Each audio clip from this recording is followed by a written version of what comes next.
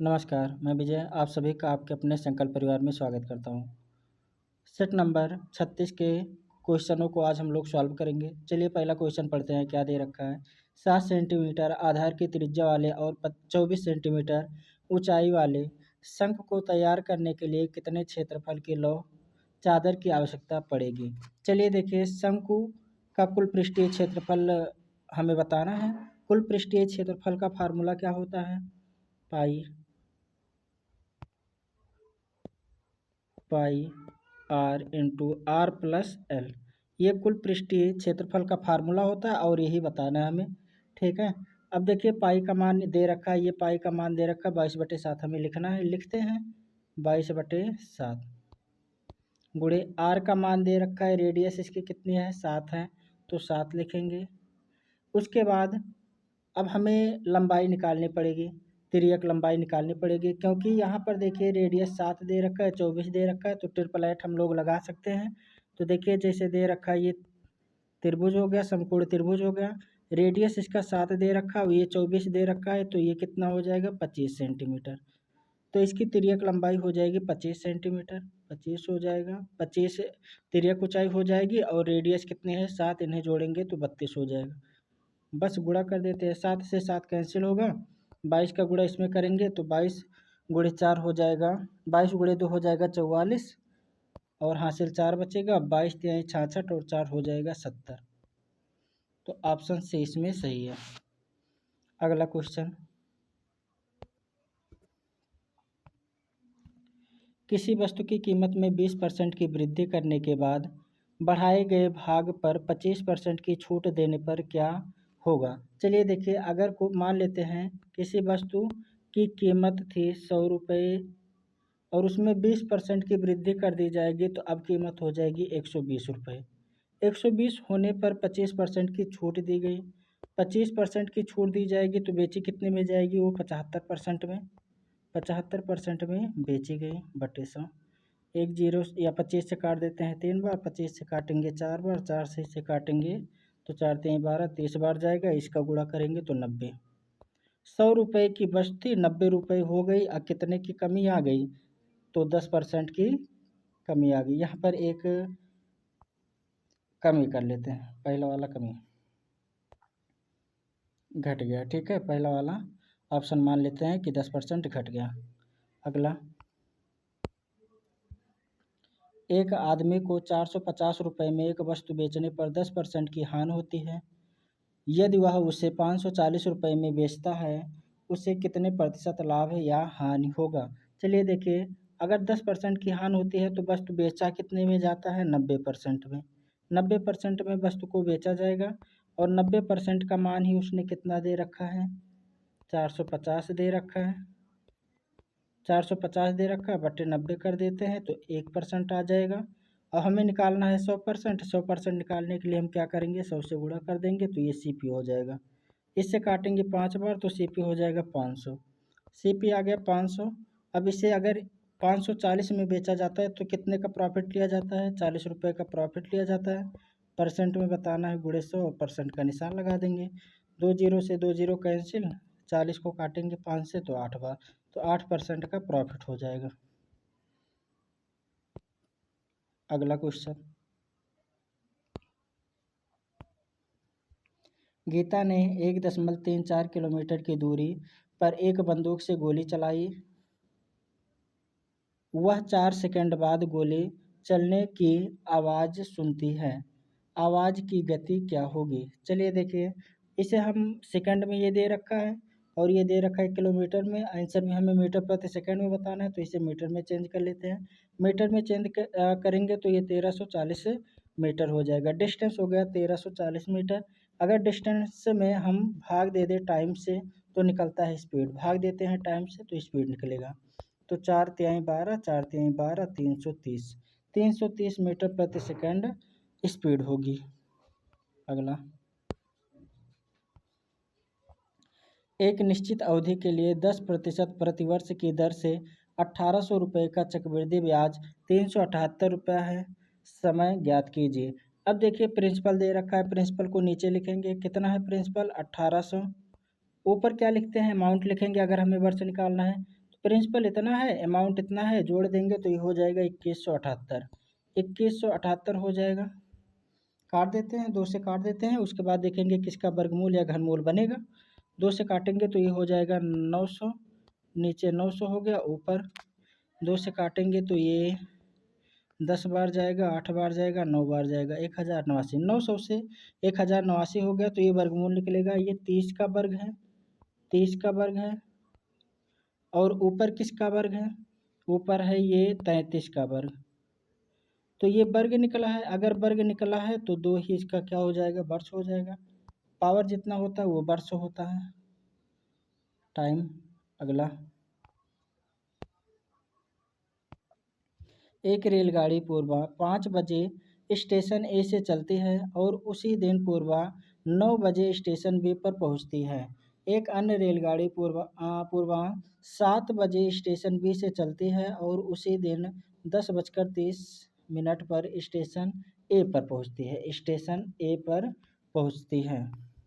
दोनों रेलगाड़ियां एक दूसरे के सामने से कितने बजे गुजरेंगी? चलिए देखिए, ये बात 5 बजे चलना स्टार्ट करती है। 5 बजे चलना स्टार्ट करते हैं, 9 बजे पहुँचते हैं। मान लेते हैं पहली गाड़ी को एक्स है, तो इसे समय कितना लग गया? समय लग गया इसे 4 घंटे। और दूसरी गाड़ी को मान लेते हैं वाई, ये चलती है 7 बजे और पहुँचती कितने बजे है? 10:30 पर, तो इसे लग गए 3 घंटे 30 मिनट। अब हमें टाइम तो पता चल गया, स्पीड निकालने के लिए इनका एलसीएम मान लेते हैं। स्पीड क्या, डिस्टेंस निकाल लेते हैं, इनका एलसीएम ही डिस्टेंस मान लेते हैं। इनका एलसीएम कितना हो जाएगा?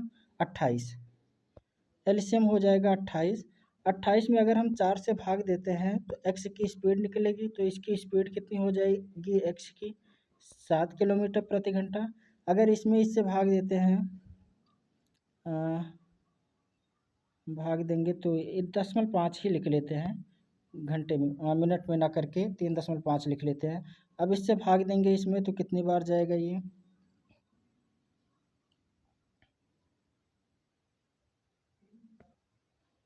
8 बार जाएगा ये। 8 बार जाएगा तो 8 लिख देते हैं, तो वाई की स्पीड हो जाएगी 8।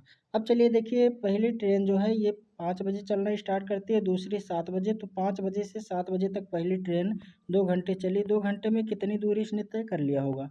14 किलोमीटर दूरी तय कर लिया होगा, जबकि हमने टोटल कितना माना है? 28 किलोमीटर दूरी माना है, तो 14 चल गया तो बचा कितना? 14 किलोमीटर दूरी अभी और तय करनी है।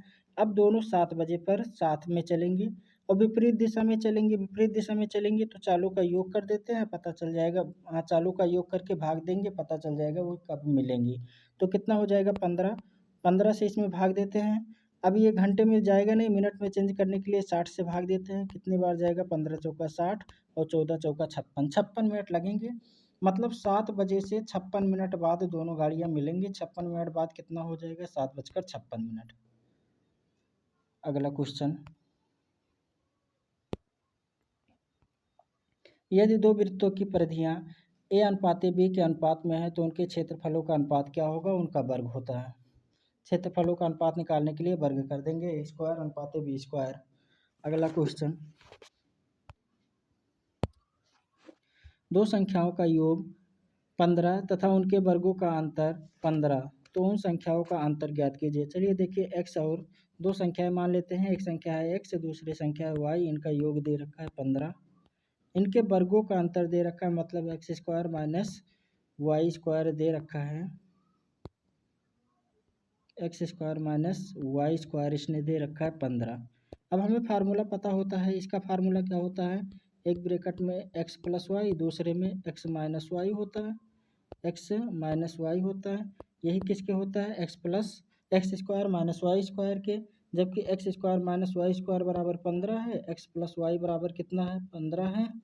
तो एक्स माइनस वाई हमें बताना है, कह रहा हूँ संख्याओं का अंतर ज्ञात कीजिए। एक्स माइनस वाई कितना होगा?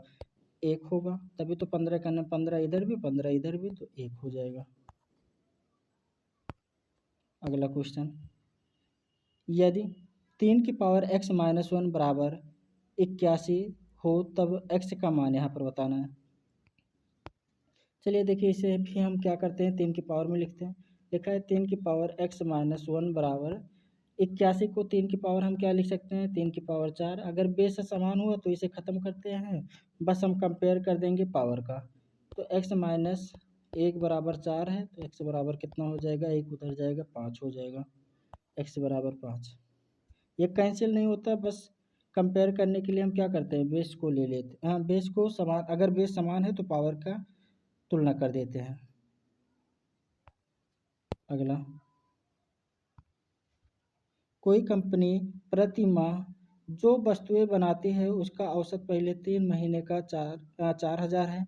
अगले 9 महीने में प्रति माह औसतन ये कितनी वस्तुएं बनाए जिससे पूरे वर्ष में वस्तुओं का प्रति माह औसत 4,375 हो जाए।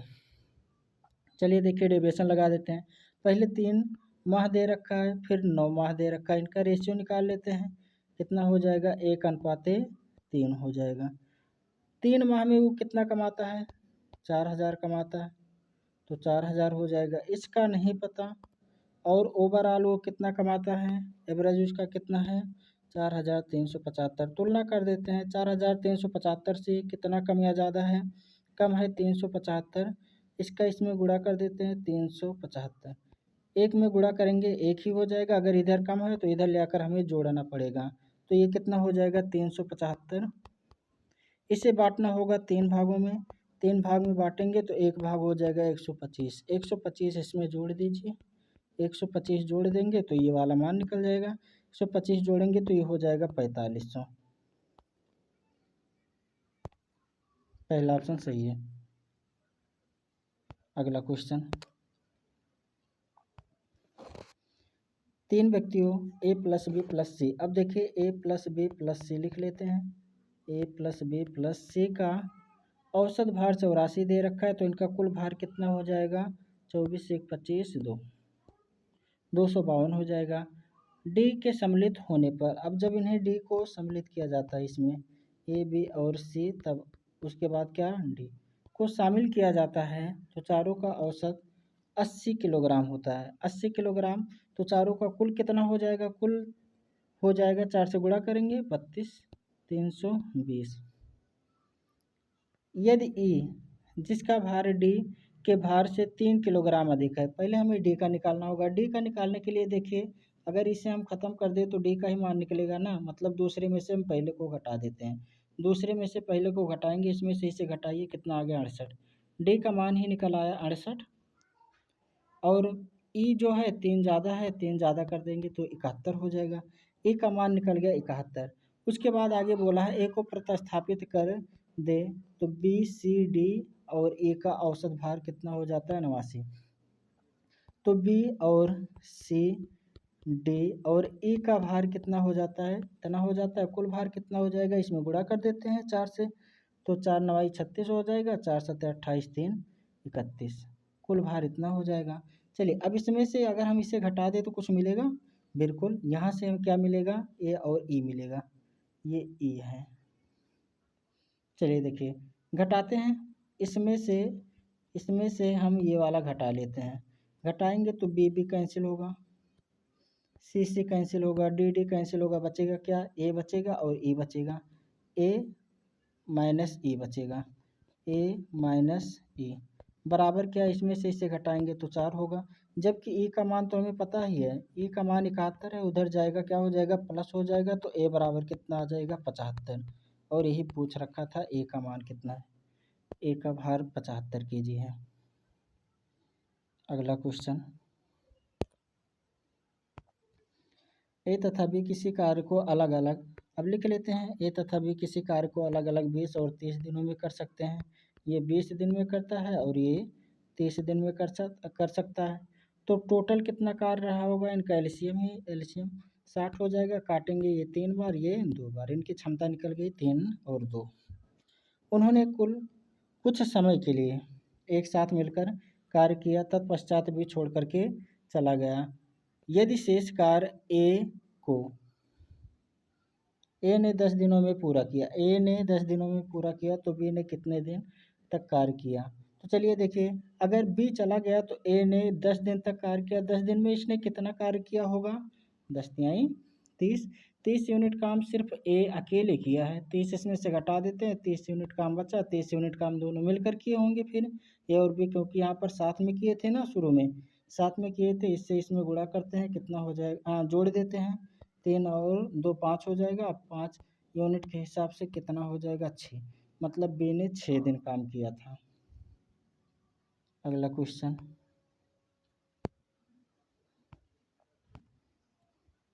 36,000 रुपये मूलधन पर 9.5% की वार्षिक दर से 5 जनवरी से 31 मई 2015 तक का साधारण ब्याज कितना होगा। चलिए देखिए, 5 जनवरी से 21 मई तक टोटल दिन कितने हो जाएंगे। टोटल दिन लगभग हम 5 महीने देख लेते हैं, जनवरी फरवरी 5 महीने देख लेते हैं, तो कितना हो जाएगा, 5 150 दिन हो जाएंगे, और एक्स्ट्रा कितने 5 इसमें से कटेगा, और 4 दिन, तो 100 कितना हो जाएगा, 46 दिन, टोटल 146 दिन होंगे। अब देखिए, इसे वर्ष में बदलने के लिए हमें क्या करना होगा, 365 से भाग देना होगा। मूलधन कितना है, मूलधन है 36,000। इसके बाद क्या दे रखा है, रेट दे रखा है, रेट इसने 9.5 दे रखा है। बस साधारण ब्याज निकालना, बटे 100 कर देंगे। देखिए, दशमलव हटाएंगे तो यहाँ से एक जीरो ख़त्म कर देते हैं, 2 जीरो से ये 2 जीरो कैंसिल हो गया। इससे काटते हैं, ये 71 से कटेगा, 73 से कटेगा, 73 से कटेगा 2 बार, 73 से ये कटेगा 5 बार, 5 से इसे काटते हैं 19 बार। अब 19 का गुणा इसमें कर देते हैं, या फिर इकाई अंक ही मिला लें, नहीं, 19 छक्का 114 हो जाएगा, 57 + 11 68 हो जाएगा, और 2 से गुणा करेंगे इसमें तो 4 दूनाई 8 हो जाएगा, 8 दूनाई 16 हो जाएगा, 12 1 13, 1368 रुपये, 1368, मतलब डी इसका सही होगा। अगला, एक परीक्षा में 1100 लड़के, अब देखिए डेविएशन लगेगा यहाँ पर, तुरंत ही लगा देते हैं, अनुपात निकालते हैं। 1100 और 900 का अनुपात क्या हो जाएगा, 11:9। ये बॉयज़ हैं और ये क्या हैं, गर्ल्स। 50% लड़के, 50% लड़के, लड़कियाँ 40% उत्तीर्ण होती हैं। तो देख लेते हैं टोटल कितने विद्यार्थी उत्तीर्ण होते हैं, तो 40% मान लेते उत्तीर्ण हुए, तो 40% हम अपनी तरफ से एवरेज मान रहे हैं। तो ये कितना, 0 इसमें डिफरेंस है, और इसमें कितने का, ये 10 ज़्यादा है, 10 × 11 110 हो जाएगा। 110 में अगर हम कितने से 20 से भाग दें तो कितना एक्स्ट्रा आएगा, काट देते हैं 5.5, 5.5 इसमें जोड़ेंगे तो 45.5% क्या हुए हैं, पास हुए हैं। लेकिन इसमें पूछा अनुत्तीर्ण विद्यार्थियों का प्रतिशत कितना, अगर 45.5 उत्तीर्ण हुए तो फेल कितने हुए, 100% में से घटा लेंगे, तो 54.5% क्या हुए हैं, फेल हुए हैं। अगला क्वेश्चन, किसी स्कूल के 132 विद्यार्थियों में से सफल छात्रों का असफल छात्रों से अनुपात 9:2 है। कितना है, 9:2। यदि 4 और छात्र उत्तीर्ण हो जाते, 4 और छात्र उत्तीर्ण हो जाते तो सफल छात्रों का असफल छात्रों से अनुपात क्या होता है। पहले देख लेते हैं अभी क्या निकला है, 9 2 11, 11 विद्यार्थी, और हमारे अनुसार कितना, 11 विद्यार्थी किसके बराबर हैं, 132 के, 11 यूनिट ही 132 के बराबर है, तो 1 यूनिट बराबर कितना आ जाएगा, 12 आएगा। इसमें गुणा कर देते हैं 12 का, 12 9 108, और 12 दूनाई 24। इस अनुपात में विद्यार्थी पास हुए हैं। कह रहा है अगर 4 विद्यार्थी और पास हो जाते, 4 और पास होते तो ये कितने पास हो जाते, 112, लेकिन ये तो 4 घट जाते फिर ना, 4 घटता कितना हो जाता है, 20। काट देते हैं 4 से 5 बार, 4 से काटेंगे तो 4 दूनाई 8, और 4 8 32, 28:5 के अनुपात में होते फिर, डी ऑप्शन। अगला क्वेश्चन, इसका आंसर आपको कमेंट में बताना है। किसी संख्या को यदि 342 से विभाजित किया जाए तो शेषफल 47 प्राप्त होता है।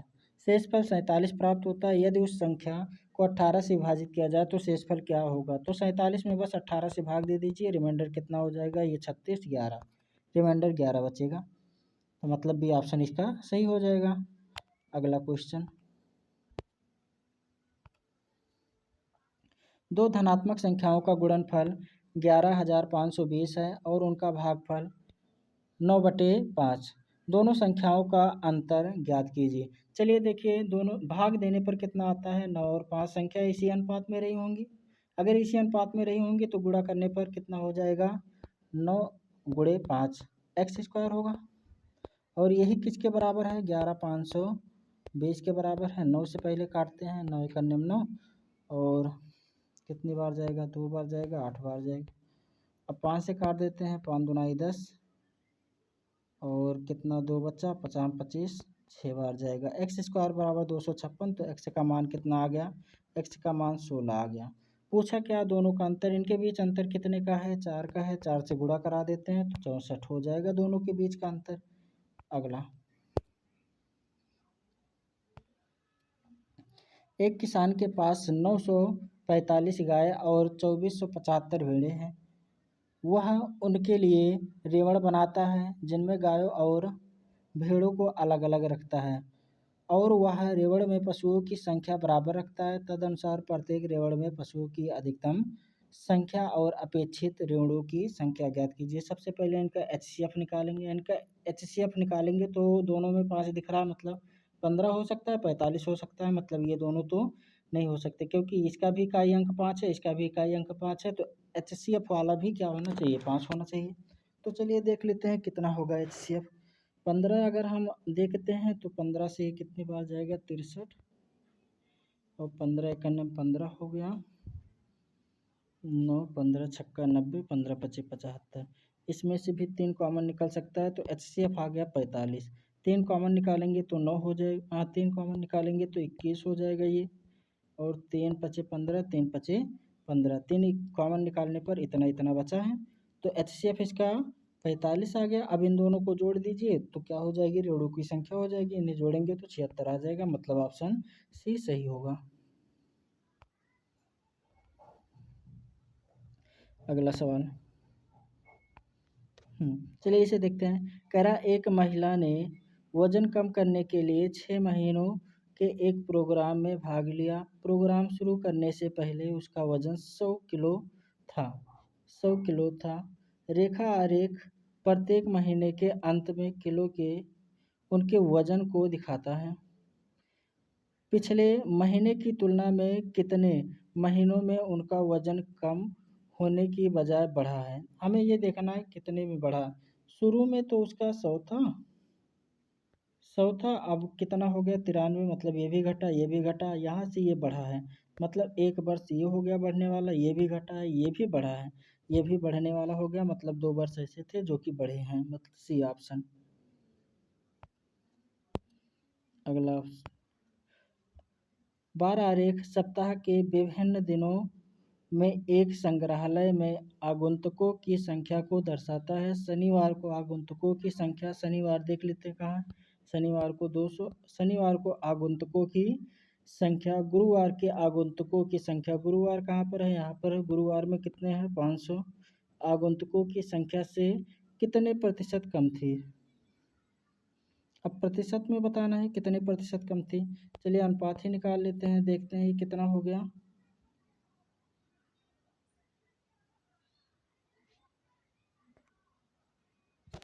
चलिए देखिए अनुपात निकला। अब कम बोला है, ये कितना कम है, 3 कम है, कितने से, 5 से कम है, तो 3/5 कितना होता है, 60%। सी ऑप्शन सही है। अगला क्वेश्चन,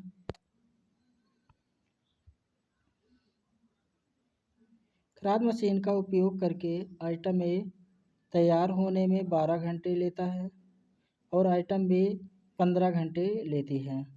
अब देखिए समय दे रखा है, कौन कितना समय लेता है। इसके बाद आइटम ए के लगने वाला ड्रिलिंग समय आइटम बी के लिए लगने वाले ड्रिलिंग समय से डॉट डॉट डॉट परसेंट से कम है, मतलब कितना परसेंट कम है। देखिए ए जो लेता है ये 12 घंटे लेता है, बी कितना लेता है, ये 15 घंटे लेता है। इनका अनुपात निकाल लेते हैं, फिर वैसे देख लेते हैं कितना कम समय लेता है। ये 3 कम समय लेता है, कितने से, 15 से। तो काटेंगे 1/5, 1/5 बराबर कितना होता है, 20%। एक मिनट, यहाँ पर गड़बड़ कर दी, ये ड्रिलिंग वाला भी देखना है। एक मिनट।